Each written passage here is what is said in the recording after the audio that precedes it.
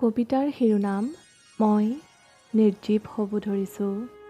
কবি আৰু আবৃত্তিকাৰ নীলাঞ্জনা শৰ্মা বৰুৱা।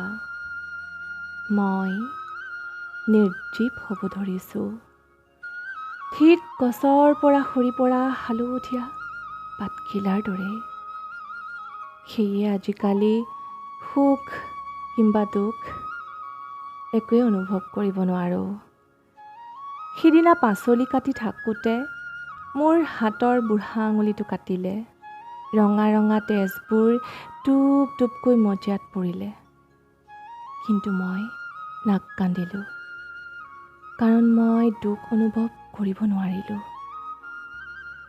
আকৌ সিদিনা উৎকট গৰমৰ অন্তত আবেলি অহা বৰষুণ জাকত আমাৰ ঘৰৰ ল'ৰাৰ পৰা বুঢ়াৰলৈকে সকলোৱে প্ৰাণ ভৰি তিতিলে, প্ৰাণ খুলি হাঁহিলেও। কিন্তু মই নিতিতিলোঁ আৰু নাহাঁহিলোঁ, কাৰণ মই সুখ অনুভৱ কৰিব নোৱাৰিলোঁ। মই কেৱল খিৰিকীৰে চাই ভাবিলোঁ, ইহঁতৰ অসুখ হ'ব।